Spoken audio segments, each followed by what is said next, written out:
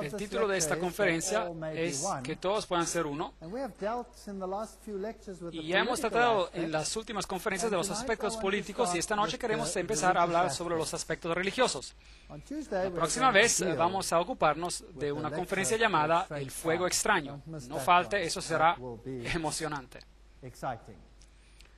Las reuniones del Concilio Vaticano II.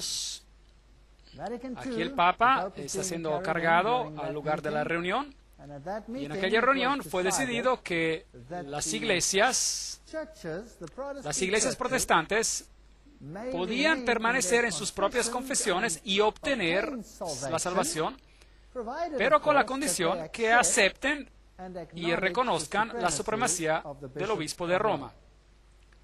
Ahora, después del Vaticano II, fue Karl Rahner, el jesuita. Es extraño cómo los encontramos a menudo. Y yo sé que estoy repitiendo esto con frecuencia, pero es un hecho. Él fue a quien comisionaron para llevar este mensaje al mundo. Es decir, que cada uno podría permanecer en su confesión con tal que reconozcan la supremacía del obispo de Roma. Ya hemos tratado sobre esto, pero voy a entrar un poco más en detalle ahora. Paul Knitter, quien tenía una posición en la Universidad de Xavier en Cincinnati, donde él es profesor de teología, y él estudió debajo de Karl Rahner, y él escribió este libro escribió Ningún Otro Nombre.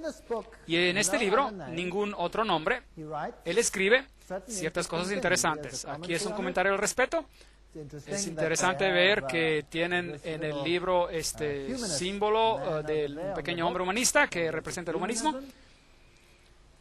Él escribe, el autor, hace frente al enigma de lo que el comprometido creyente cristiano hace teológicamente frente a la evidencia cada vez mayor encontrada por especialistas y por experiencias personales de que hay otras maneras religiosas, aparte de la manera cristiana, de conducir una vida humana, plena y auténtica. ¿Usted está comenzando a ver algo? ¿Puede una persona ser salva? Definición. Es decir, vivir una vida verdaderamente humana por otro nombre que no sea el de Jesucristo. Un momento. Déjeme repetir eso. Ser salvo significa vivir una vida verdaderamente humana. ¿Es esa una teología correcta? Ese es un profesor de teología y este libro se prescribe virtualmente en todos los seminarios de la teología en el mundo entero. La respuesta de Knitter es que uno puede ser salvo por otro nombre, y entonces él procede a mostrar cómo esta afirmación se puede comprobar teológicamente con pleno apoyo cristiano. Esta es teología creativa de primera clase. Esta es la única frase con la cual estoy de acuerdo. Esta es teología creativa, pero definitivamente no es teología bíblica. Bien, en el segundo concilio ecuménico, si la Biblia no va a ser la norma, tendremos que sustituirla por algo más. Y esto fue decidido en el documento, en la página 515, de los documentos ecuménicos que fueron escritos con el Concilio del Vaticano II. La unidad de todos los cristianos se puede finalmente restaurar y salir adelante porque todas las gentes son llamadas para ser un pueblo unido nuevo, confesando a un Jesús Salvador y Señor, profesando una fe y celebrando un ministerio de la Eucaristía. Hay varios problemas aquí con este texto, en particular con respecto al ministerio de la Eucaristía. Todos los cristianos deben de ser de una sola mente ecuménica, documentos del Vaticano II, página 515. El Catecismo Católico nos dirá que el Vaticano II no cambió las doctrinas. Los cambios fueron solo en apariencia. Este es el actual catecismo de la Iglesia Católica, artículo 810. La única Iglesia de Cristo que nuestro Salvador, después de su resurrección, le confió al cuidado pastoral de Pedro, comisionándolo a él y a los otros apóstoles de ampliarla y gobernarla. Esta Iglesia constituida y organizada como sociedad en el mundo actual subsiste en la Iglesia Católica. El decreto ecuménico del Concilio del Vaticano II explica por qué es a través de la Iglesia Católica de Cristo solamente, la cual es la ayuda universal para la salvación, que la plenitud de los medios de la salvación pueden ser obtenidos. No ha habido cambio en la doctrina. Solo los protestantes creen que ha habido un cambio de la doctrina. Las heridas hacia la unidad, artículo 817. Donde hay pecados, también hay divisiones, cismas, herejías. Así que si hubo una división, entonces eso fue pecado. Entonces, ¿quién es el pecador? El que se separó. Hacia la unidad. Cristo concedió la unidad en su iglesia desde el principio. Y esto es algo que la iglesia nunca puede perder. Artículo 820. No ha cambiado. Todavía gobierna. Él controla la iglesia a través de su pontífice supremo. Y los obispos, todos tendrán que reconocer esto. Esta es la razón por la cual el sacerdote J. Cornell dice: el objeto final del ecumenismo, así como los católicos lo conciben, es unidad en la fe, la adoración y el reconocimiento de la autoridad espiritual suprema del obispo de Roma. Esta es la conclusión. La alianza de la iglesia con religiones no cristianas, todas las naciones forman una sola comunidad. Ellos quieren las mismas relaciones con los musulmanes y con todas las demás religiones. Asegurémonos de que esto es verdad. Este era el catecismo, no puede estar equivocado. Leemos de la fuente titulada Respuestas a preguntas adicionales de Bonaventure Hinwood, o FM. El Vaticano II enseña en varios lugares que la Iglesia Católica, y solamente ella, es la iglesia fundada por Jesucristo. No ha habido cambio en la documentación del Vaticano II. Entonces, el 5 de septiembre de 2000, el Vaticano dejó esto bien claro. Las iglesias examinaron las declaraciones del Vaticano en un documento de 36 páginas, diciendo en las declaraciones que otras comunidades de los cristianos, tales como los anglicanos y otros protestantes, no son iglesias en el sentido propiamente dicho. El canon David Oliver, ministro de St. Thomas, iglesias anglicanas, respondió diciendo: oh, bueno, está bien. Las otras iglesias no son hermanas nuestras, insiste el Vaticano. Y recuerde que Ratzinger debe quedar siempre en claro que la única iglesia universal y santa, católica y apostólica no es la hermana, pero es la madre de todas las iglesias. Esta es la declaración más reciente, la declaración definitiva de las fuentes más altas del Vaticano. El Vaticano II no cambió nada. Estos son algunos de los comentarios de las otras iglesias, las iglesias que han quedado asombradas por el ataque del Papa. Las iglesias protestantes expresan su decepción, etcétera, etcétera, pero nada cambió. Ellas aún se mantuvieron en el movimiento ecuménico. El periódico Washington Post dice: una nueva sentencia del Vaticano publicada hoy declara que los individuos pueden lograr la salvación completa del pecado terrenal solamente por medio de la gracia espiritual de la Iglesia Católica. Ahí está. Y que otras profesiones de fe, incluyendo las cristianas protestantes, tienen defectos que colocan a sus seguidores que buscan la salvación en una situación de grave deficiencia. Y esto incluye a los musulmanes, hindúes, judíos, y cada uno, ellos tienen que aceptar el catolicismo como su líder. Esto es lo que enseña el Vaticano. Ahora, ¿cómo usted puede hacer esto si la Biblia tan claramente condena al catolicismo? Bien, el Vaticano II, y el domingo, otra vez leamos los documentos del Vaticano II. Todo esfuerzo que busca hacer del domingo el día genuino de alegría y de descanso y ausencia de trabajo se debe de animar. Debemos de celebrar el misterio pascual, debe de ser el día de la celebración primordial. Debe haber libertad para no trabajar. No tendría precedencia sobre domingo. Todas las celebraciones son importantes. Entonces dice que la manifestación suprema de esto es la asamblea del domingo.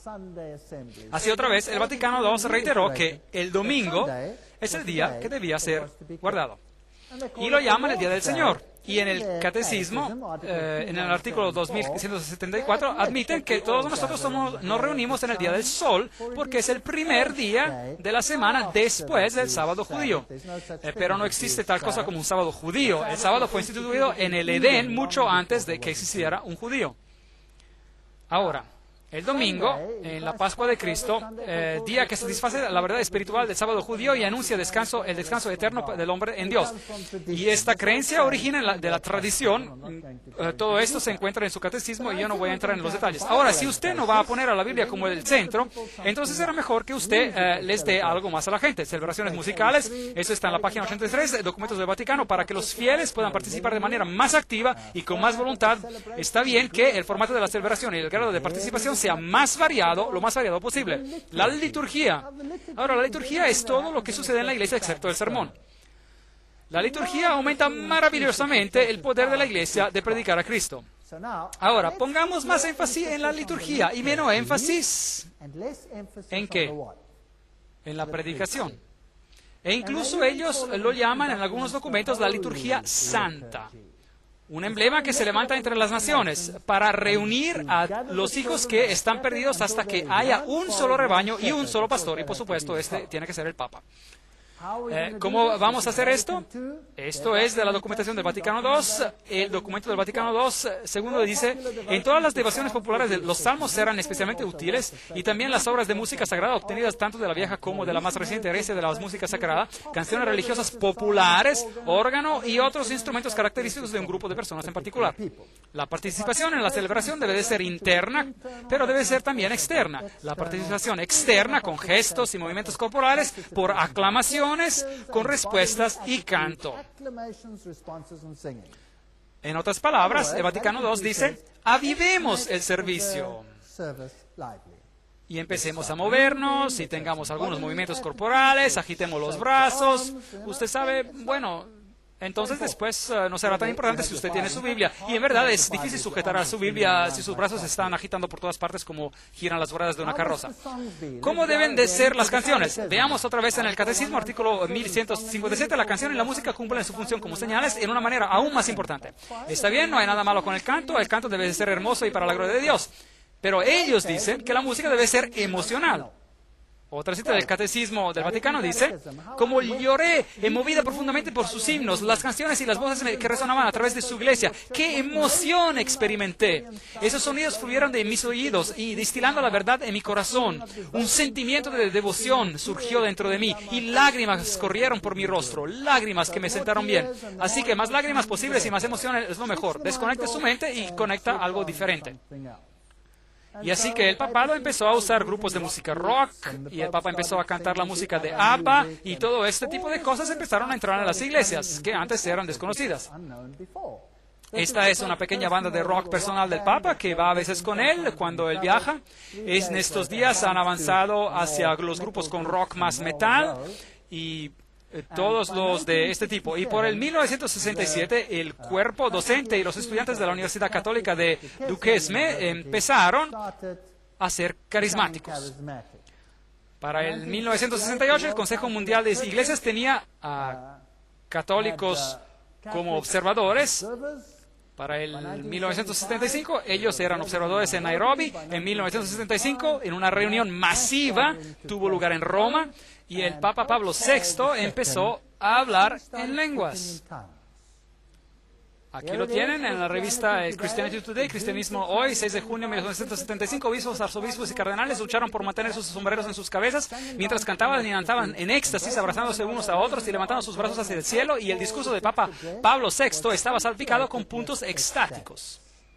Así que él empezó a hablar en lenguas, un gran ejemplo para la iglesia.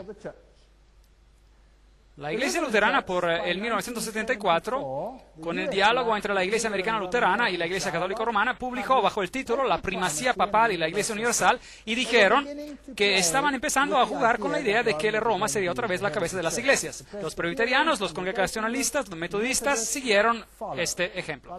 Colin Buchanan escribe: el surgimiento de la Iglesia de Roma como partícipe en las discusiones ecuménicas y con el impacto del movimiento carismático, todo esto ha cambiado totalmente las relaciones ecuménicas.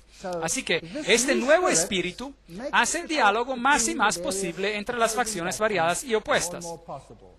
Por el 1975 había un catecismo común, donde las directivas morales y el decálogo eran cuestionados, donde alegan que muchos pasajes en el Nuevo Testamento no son de Jesús, pero se le atribuyeron a él, que son cosas que el Jesús histórico nunca dijo.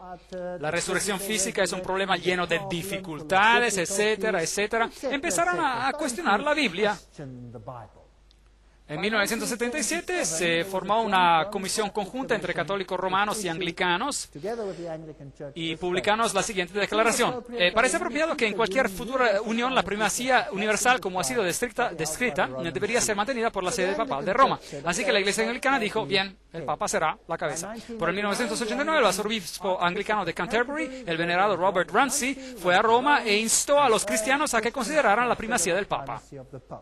Mejor juntos. Allí están. Y luego vino el famoso documento que ellos firmaron. Están las firmas del Papa y de Ramsey. Aquí están firmando la declaración de Canterbury, y el Papa es ahora la cabeza de estas iglesias. Y aquí tenemos algunas bellas señales masónicas. Sí, van a estar juntos. Y la reina, bueno, ella y su séquito visitan al Papa y dicen: bien, y ¿Qué dijo el príncipe Carlos? Que ya no quiero ser más el protector de la fe, quiero ser solamente el protector de fe. Así que el protestantismo ya se va y por supuesto que surgen muchas marchas en las calles del Reino Unido. El próximo arzobispo de Canterbury es Carey, y Carey es extraordinario debido a su renovación carismática y por hablar en lenguas. Así que la Iglesia Anglicana es la primera en retornar a Roma. Ahora, esta es la famosa catedral de St. Paul en Londres. Allí está, ven un autobús de Londres. Yo mismo tomé esta fotografía. Y esta es una imagen sorprendente. ¿Qué ve usted? ¿A qué se le parece? Parece una miniatura del Vaticano. Sí, y en realidad es una réplica del Vaticano. Y la cosa más asombrosa es que la Catedral de St. Paul nunca tuvo esa apariencia, De hecho, esa solía ser su apariencia en el pasado. Pero ahora ha sido reconstruida totalmente y ahora esta es su apariencia. ¿No se ve esto notablemente como una imagen de la bestia? ¿Una imagen de la bestia? Bien, entremos al interior de la catedral. Uno tiene que ser muy cauteloso con su cámara cuando está ahí. Y está en su apariencia actualmente. Ese es su altar principal. Increíble. El altar principal es una copia exacta del dosel de Bernini en Roma. Eso quiere decir que la iglesia protestante aquí ha copiado a Roma. Muy interesante. Observen los cuadrados negros y blancos. Tienen cúpidos y con otros seres angelicales masculinos, femeninos, etcétera. Y si usted mira el techo, usted toma una fotografía de la cúpula, usted encontrará bellísimos símbolos masónicos. Esta es masonería. Esta ya no es la iglesia anglicana. Así que la iglesia anglicana ha capitulado y ha pasado a formar parte de la masonería. Y por lo tanto, podríamos decir, se ha convertido en luciferiana. Triste, pero verdad.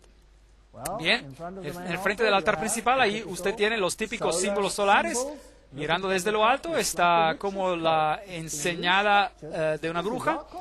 Ha sido reestructurada. Esto es ocultismo. De hecho, tiene el pentagrama negro y blanco en el piso. Y en el piso tiene el símbolo de la serpiente con la cola en la boca, representando el sol y la luna. Y a propósito, esos son mis zapatos. Están bonitos y limpios. Y las deidades solares en el piso. Así que esto no es nada más que el catolicismo. Aquí están los símbolos de la nueva era, los pavos reales, símbolos de Lucifer, los triángulos en el círculo, los hexagramas y, por supuesto, los cadáveres bajo el altar y el IHS con sus hostias en el sagrario y la forma del sol que brilla con sus utensilios de servicio al público, también el pelicano místico o el ave que alimenta sus pichones con su carne. Esos son símbolos ocultistas. No es de sorprender que el Papa Juan Pablo II pudiera escribir en el libro Cruzando el umbral de esperanza para el año 2000, tenemos que estar más unidos. Para que la unidad se logre, todas las iglesias deben de aceptar la autoridad del papal. El Papa dijo esto en el 1995. Esta es la condición para lograr unión. Ahora, ¿por qué la Reforma se desunió de Roma? Seguramente la Reforma tenía buenas razones bíblicas. Apocalipsis 13:8, Reina Valera Antigua dice, y todos los que moran en la tierra le adoraron, cuyos nombres no están escritos en el libro de vida del Cordero, el cual fue muerto desde el principio del mundo. Bien, han corrompido este versículo en las traducciones bíblicas modernas, pero no importa, eso es lo que dice. No serán escritos en el libro de la vida si veneran a este sistema obedeciéndolo. Aquí tienen a Dom zu Berlin. Esta es la madre iglesia luterana, por así decirlo, en Alemania. Y ahí tiene fotografías inmensas de María, con velas que encienden enfrente de ella. Allí usted lo tiene. Esto es regresar a Roma. Y la revista Weltbild publicó la fotografía de Martín Lutero, que le da un apretón de mano al Papa. Bien, en los 80 el Papa fue a Alemania, a Mainz, y dijo, el ecumenismo es una tarea urgente. Y luego los acuerdos, los cristianos preparando los acuerdos por una nueva era, las iglesias alcanzan un pacto, y luego el famoso sínodo en Alemania, el sínodo luterano Heiße Eisen und alte Zöpfe, estas viejas hachas de guerra, por así decirlo, y ellos decidieron, der Papst soll nicht mehr Antichrist genannt werden. El Papa ya no será llamado el Anticristo. Bien, con esto ya se acaba la reforma en cuanto a los luteranos. La revista Time Magazine reportó sobre el acontecimiento y dijo, desde medio milenio de ruptura y separación, los luteranos y los católicos alcanzan un acuerdo sobre los asuntos que causaron la división del cristianismo occidental en dos. Y el 1 de noviembre de 1999 las iglesias ponen fin a 500 años de ruptura. Así que los luteranos reconocen al Papa. Y esta asombrosa declaración. Alemania llama para pedir que se perdone a Lutero. ¿Por qué? ¿Por qué debe de ser perdonado? Y la iglesia calvinista, ellos dijeron, tenemos que tener más respeto para los iconos y los objetos. Así no podemos estar juntos de esta manera.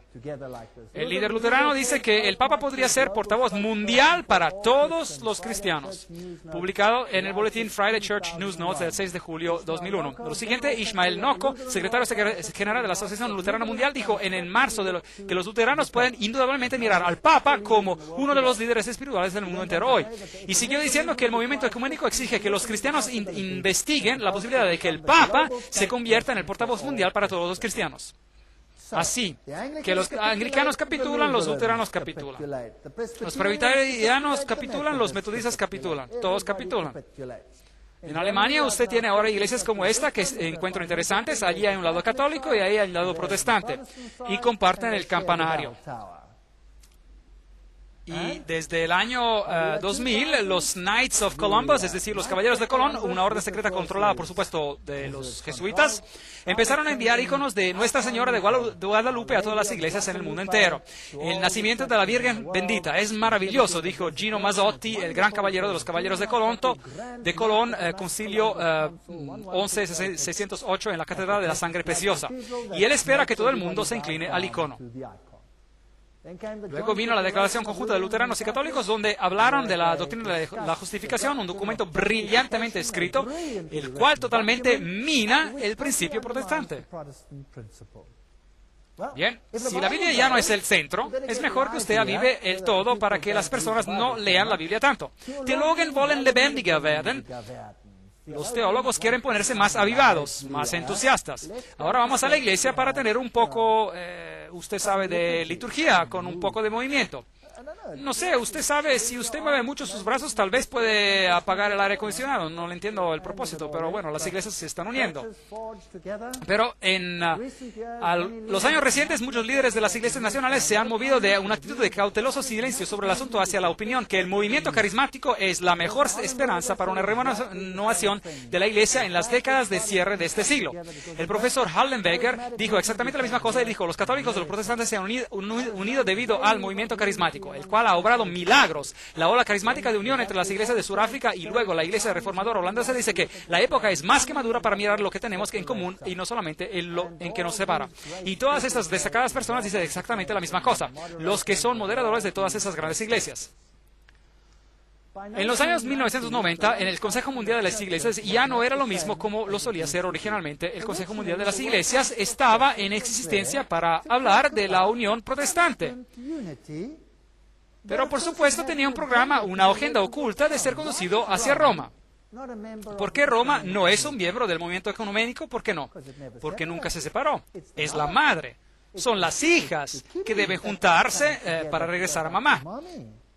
Y esto es lo que tiene que ocurrir. Si Roma se hiciera un miembro del movimiento ecuménico, eso diría que ella es una de las hermanas. Pero ella no lo es la madre. Así que no puede ser miembro. Y en el Consejo Mundial de las Iglesias dijeron aquí, ven Espíritu Santo, renueva la entera creación. Este fue el tema general. Ahora, la dama que estaba a cargo del discurso principal al inicio era la señora Chung Kyung, y aquí la vemos quemando una lista de muertos a los cuales invocó. Bien, ella dio el discurso y ella es ahora catedrática en la Universidad UTS, y ella subió a la plataforma bailando con hombres aborígenes en taparrabas, etc.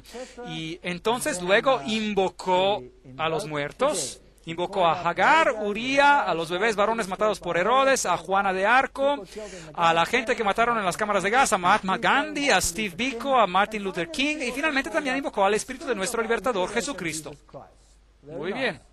Y entonces luego quemó la lista como a un símbolo. Ahora miremos lo que sucedió aquí. Combinando fuegos de artificios verbales con una interpretación por bailarines coreanos originarios, Chung dio una evocación dramática de un Espíritu Santo femenino y lo relacionó con Agar, explotada y abandonada por Abraham y Sara. También sé que ya no creo más en un Dios omnipotente, macho y guerrero, que rescata a los buenos y que castiga a todos los malos.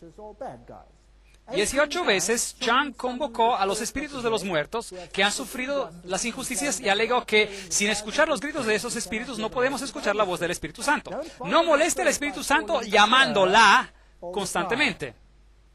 Chung añadió, y espero que la presencia aquí con nosotros de todos nuestros antepasados en forma de espíritus no lo harán sentir incómodo. Bueno, ¿es esto bíblico? ¿Sí o no? Definitivamente no. Pero ella es pastor de la iglesia protestante más grande en Corea. Y es ahora también catedrática en la Universidad de UTS. Chung Hyun-kung es egresada del seminario Union Theological Seminary, del cual ya les he hablado que es masónico. Y Chung era profesora en la Universidad Femenina de Ewha de Corea, la universidad más grande para mujeres en el mundo, con 20.000 estudiantes. Y ella dijo, las tres diosas a quienes quiero compartir con ustedes son Kali, diosa hindú, Kwan, una diosa budista, y Ena, diosa filipina, mi nueva Trinidad. Interesante. Y ella añade, la iglesia cristiana ha sido muy patriarcal y es por eso que estamos aquí reunidos para destruir esa idolatría patriarcal del cristianismo. Bueno, así que ella fue la oradora principal en las reuniones del Consejo Mundial de las Iglesias. Y explica, yo provengo de una tradición shamanista, budista, confucionista y taoísta y cristiana. Y cuando miro nuestra historia de la religión, tenemos más que 5.000 años de shamanismo. Más de 2.000 años de taoísmo y casi 2.000 años de budismo, 700 años de confucianismo y solamente 100 años de protestantismo en Corea. Por lo tanto, cuando voy a los templos yo miro a Buda y me siento tan joven. Buda se murió en sus 80 y Jesús se murió cuando tenía 33 años. A lo mejor Jesús tendría que ser considerado demasiado joven para comprender. Increíble. Siento que mis entrañas son shamanistas, mi corazón es budista, mi cerebro del lado derecho es confucianista y mi cerebro izquierdo es cristiano. Kyung continuó, yo la llamo una familia de dioses y ellos están juntos. Así que pueden ver hacia dónde se dirige el Consejo Mundial de las Iglesias. Kyung también dijo, creemos que esta energía dadora de vida provino de Dios y está en todas partes. Está en el sol, en el océano. Aquí vamos otra vez, me dan náuseas. ¿Qué es esto? Panteísmo. Está en el suelo y en los árboles. Si usted se siente muy cansado, usted pues se siente que usted no tiene energía para dar, ¿qué hace? Siéntese en el silencio, tal vez usted puede ir a un gran árbol y pedirle, dame un poco de tu energía o de vida. O usted le pide al sol que le dé un poco de energía de vida. Y bien, ¿eso es cristianismo, sí o no? No, absolutamente no es cristianismo. Qian fue también una oradora en el Consejo Mundial de las Iglesias en Harare, Zimbabue, en el noviembre de 1998, donde llevó a cabo un baile sensual. La doctora Kyung declaró que dar testimonio sobre Jesucristo a otra persona es en realidad un acto de violencia. Ahora lleguemos al corazón del asunto. Dar testimonio sobre Jesucristo es un acto de violencia. ¿Por qué? Porque, ¿qué es lo que está haciendo usted? Porque usted está yendo en contra de los derechos humanos de la otra persona, que podría ser un budista o hindú o uno de esos. Él tiene el derecho de ser lo que es, y si usted le dice otra cosa, que él necesita creer en Jesucristo, entonces usted está cometiendo un acto de violencia. Así que, en otras palabras, lo que estoy haciendo es un acto de violencia. Muy bien, gracias. Cuando la recordaron a la doctora que Jesús dijo que en Juan 14:6 que Él es el único camino, Kyung dijo, Jesús estaba equivocado. Bien, no, eso es porque el Consejo Mundial de las Iglesias usa demonios y toda clase de cosas interesantes. Y tenemos a oikumene. Ahora, ¿qué quiere decir oikumene? Aquí tenemos un ejemplo de oikumene. Bien, preguntémosle a la página web del Consejo Mundial de las Iglesias qué es lo que en realidad quiere decir oikumene. La palabra ecuménico es derivada del griego oikumene, que puede ser traducido como todo el mundo habitado. Es viendo a este mundo como de Dios que nos podemos ver a nosotros mismos como uno. Es en ver a todas las personas de este mundo como hechas a la imagen de Dios que somos llamados a proteger el bienestar de cada uno. Interesante. Recuerden que les he mostrado que Gary K. dijo que la religión babilónica antigua, a través del cabalismo, etcétera, después a través de la masonería, controla el marxismo, las sociedades políticas secretas estadounidenses, el sector bancario internacional y el Consejo Mundial de las Iglesias. ¿Usted piensa que él habrá tenido razón, viendo lo que ellos enseñan? Jesús estaba equivocado, era demasiado joven para comprender, tenemos adoración a la naturaleza y todas estas cosas. Eso definitivamente no es bíblico. ¿Qué dijo Alice A. Bailey, la fundadora de la Fundación de Lucifer en 1919? Ella predijo la aparición de una iglesia universal y el perfil definitivo de esa iglesia aparecería acerca del final del siglo. No habrá disociación entre la Iglesia Universal, la logia sagrada de todos los verdaderos masones. ¿Pueden ver? ¿Ven cómo lo están unificando? Y los grupos interiores de las sociedades esotéricas tampoco. De este modo, los objetivos y la obra de las Naciones Unidas serán solidificados y una nueva Iglesia de Dios, liderada por todas las religiones y por todos los grupos espirituales, pondrá fin a la gran herejía del separatismo. Bien, esto requiere una conferencia completa. Estas son cosas muy fuertes. Por eso se dará una conferencia sobre este tema más adelante llamada la ONU y el programa La Agenda Ocultista. Encuentran el asuncio en sus boletines. Eso es muy fuerte. Habrá sobre las iglesias, las logias sagradas, de hecho, y las sociedades esotéricas al final del siglo trabajarán juntas para lograr esta nueva religión mundial. Ahora, como un cristiano que cree que Jesús es el único camino, ¿puedo unirme a este grupo, sí o no? No. Ustedes son muy categóricos en sus respuestas, es muy extraño. Norman Vincent Peale. Bueno, ¿quién es Norman Vincent Peale? Probablemente uno de los predicadores más grandes de nuestro tiempo. Es un masón de grado 33. La masonería siempre le ha abierto las puertas a hombres de todas las profesiones de fe y creencias religiosas a entrar en su círculo. El único requisito es que un hombre crea en el arquitecto supremo y en la inmortalidad del alma.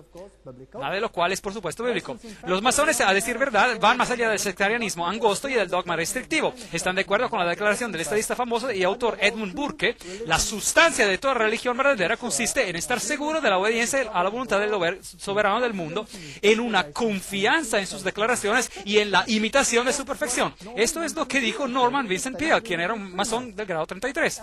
Como lo son también el obispo Carl J. Sanders, 33 grados, de la Iglesia Metodista Unida, el rabino Seymour Atlas, el doctor James Westbury, director ejecutivo y editor del periódico El Domingo Iglesia Bautista en Georgia, es un masón de 32 grados, el reverendo Louis Grant, encargado del distrito de la Iglesia Unida Metodista, que es un masón de 33 grados, el reverendo, etcétera, etcétera, etcétera, y la lista es interminable.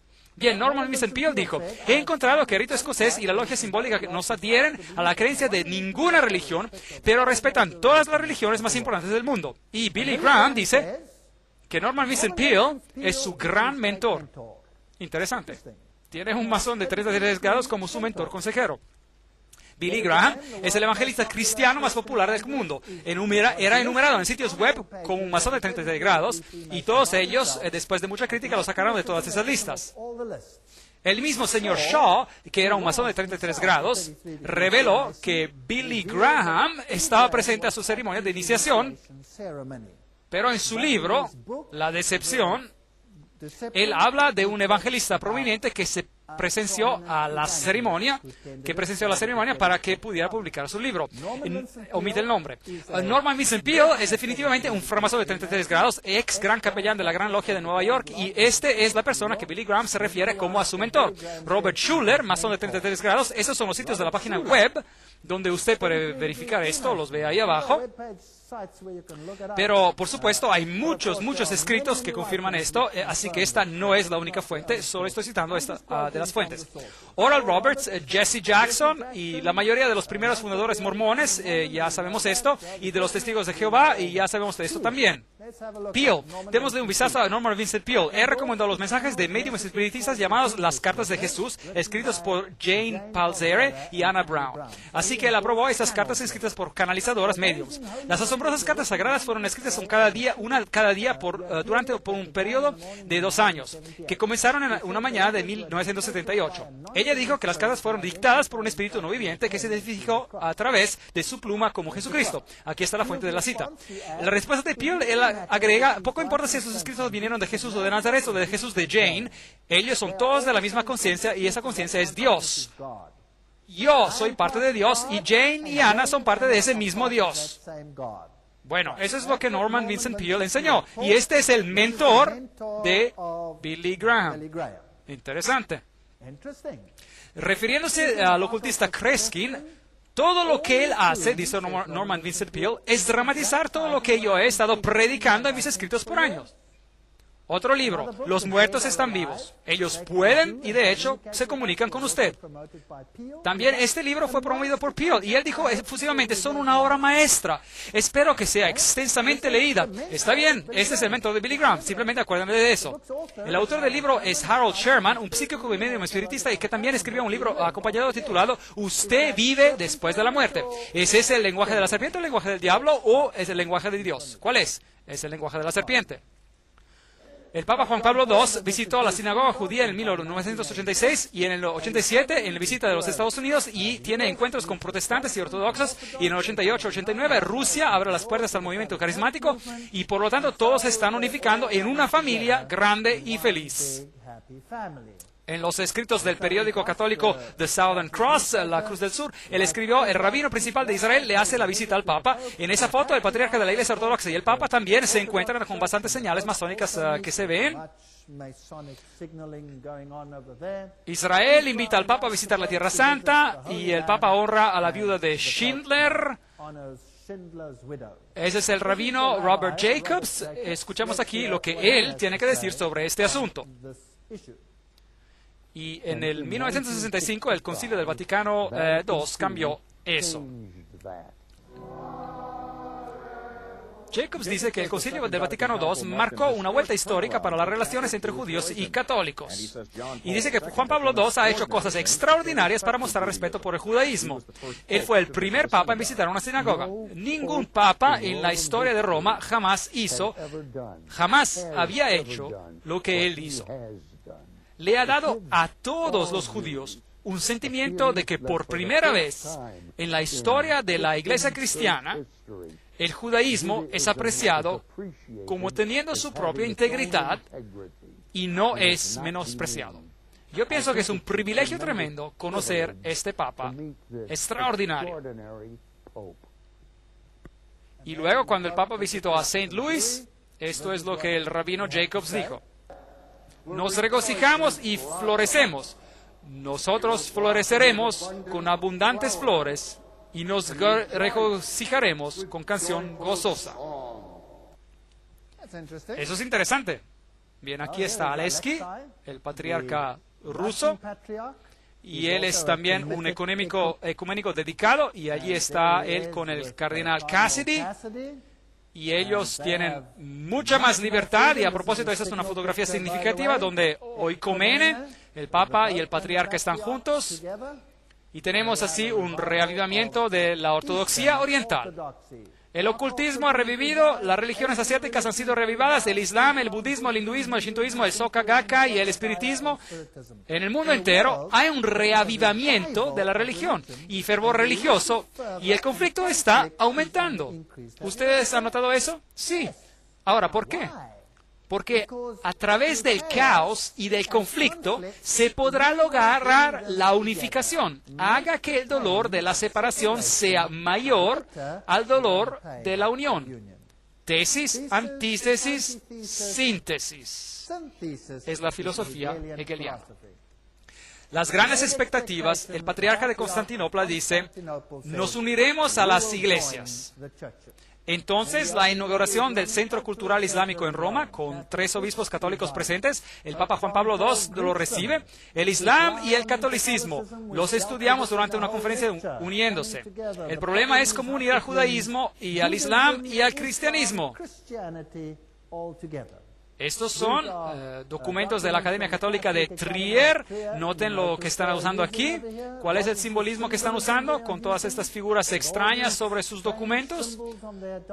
Lo mismo por aquí, pentagramas, todos los símbolos religiosos en un círculo, seminario papal. ¿Qué es esta estructura aquí? Con el Tao místico a su alrededor. ¿Qué es lo que representan? El emblema del centenario de la Iglesia Católica de Camerún. Bien, estos son los Kalyans y mandalas que son usados. Estos son símbolos de las religiones orientales que simbolizan la unión de todas las iglesias. La unión de todas las iglesias. El Papa y el Dalai Lama juntos, y es interesante que tenemos que estudiar lo que el mundo protestante tiene que decir sobre este asunto también. Y lo haremos en la próxima sesión.